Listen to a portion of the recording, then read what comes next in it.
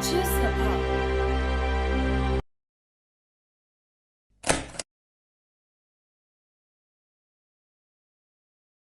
Parliament of India is a bicameral legislature.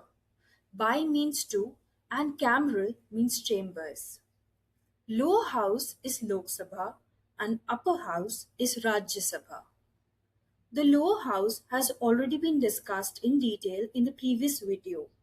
Link attached below. There you learned that lok, that is people or citizens, are represented in this chamber or house. In this video, we will learn about Rajya Sabha.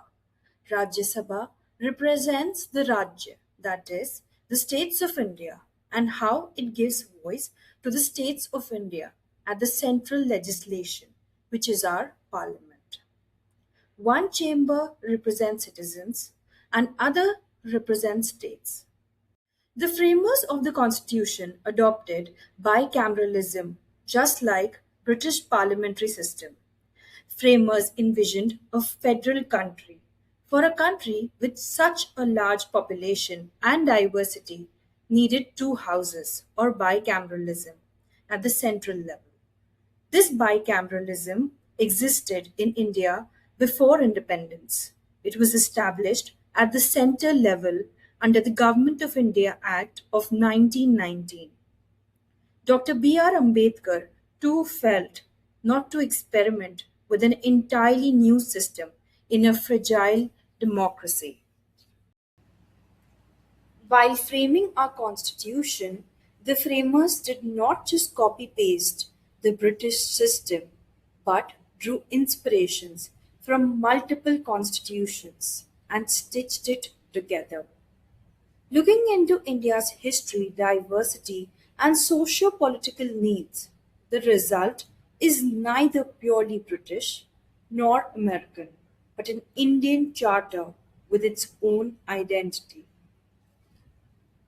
But remember, a parliament is a tripartite body, means three parts: President, Lok Sabha, and Rajya Sabha. Article 79 defines the composition of parliament. But the president is not the member of the parliament. We will not call the president MP, that is, the member of parliament.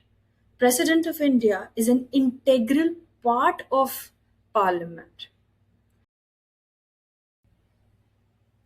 Rajya Sabha, our upper house, is also permanent house, continuous house, means it never dissolves.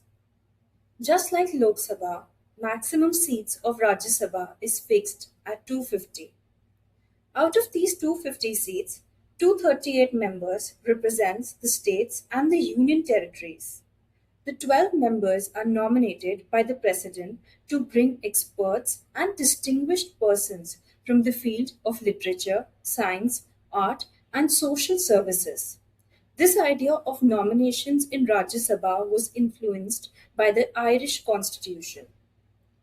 Let's understand these 238 members. These 238 members are indirectly elected in Rajya Sabha. The seats are divided among states and union territories according to the population. Just like Lok Sabha, more population means more seats. The allocation of seats in Rajya Sabha is specified in the fourth schedule of the Constitution. The fourth schedule simply lists how many seats each state and union territory gets.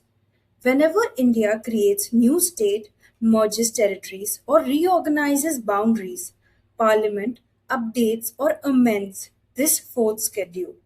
The allocation of seats in the Rajya Sabha has been amended more than the allocation of Lok Sabha seats. Why does this happen? And none of these changes requires a fresh population based nationwide exercise or census. This is because for Lok Sabha, citizens are voters. That is why it is called as direct election. And for Rajya Sabha, the MLAs of the states are the voters. And this is why this is indirect election. Indirect elections doesn't require counting of people or arranging constituencies. which is a major requirement for Lok Sabha. Did you notice? Only Delhi, Puducherry, and Jammu Kashmir have seats in Rajya Sabha. This is the reason voters, or as we call it, electoral college. Only union territories that have their own elected assemblies or MLAs have seats in Rajya Sabha. But the union territories that don't have their own elected assemblies or MLAs have their representation in the Lok Sabha. So, how is this vacancy made in Rajya Sabha if it is a permanent house and that doesn't dissolve? This happens by four ways. One is regular. Each member has 6 years of term as per RPA, which is the Representation of People's Act 1951. As per this act, one third of the members retire every 2 years. So each member has 6 years term and one third are retiring every 2 years. This creates routine vacancies. Other reasons are resignation, death, or disqualification. In case of other reasons, by-election is conducted. But there is a difference in term of these new representation. Suppose MP of Rajasthan dies after 3 years of term, but the term as per RPA is 6 years. Election is conducted again. Rajasthan's MLAs vote again. The new representative of Rajasthan in Rajya Sabha will only serve the remaining term and not the complete 6 years. Now let's understand how the voting is done. Proportional representation by single transferable vote. First, we'll understand the single transferable vote. Let us take one example. Karnataka has four vacancies. MLAs of Karnataka will be the voters. Election Commission of India will conduct this election and will give MLAs a ballot. This is the illustration of a ballot paper. The voters will rank the candidates as per preference.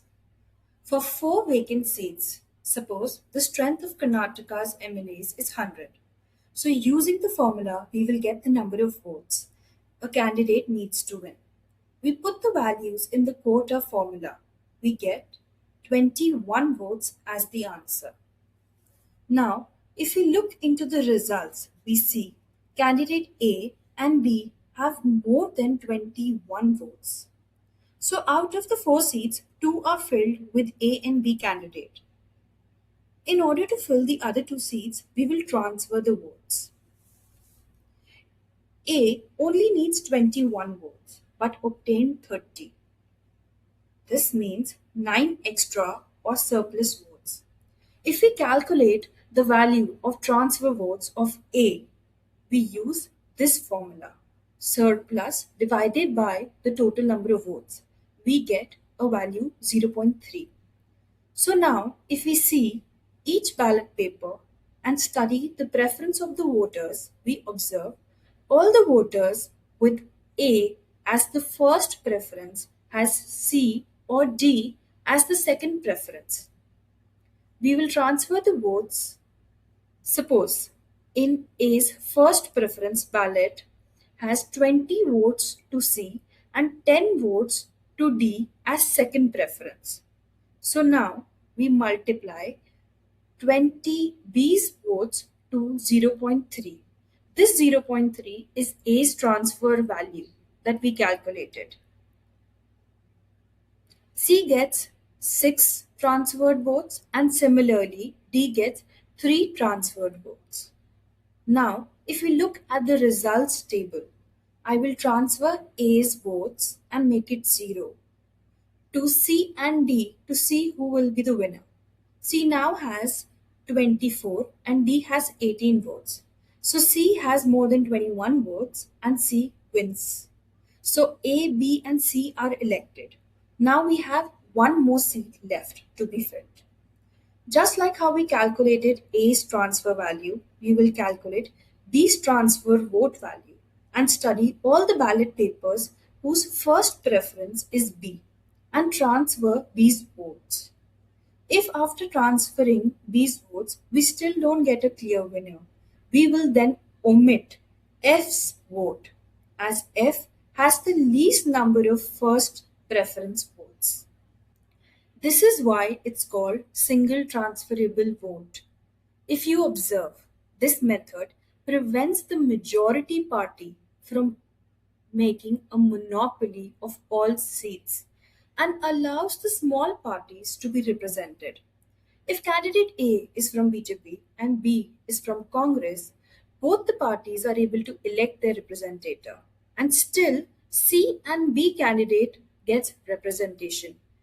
This is why it is called proportional representation, which is particularly important in a diverse federal country like India.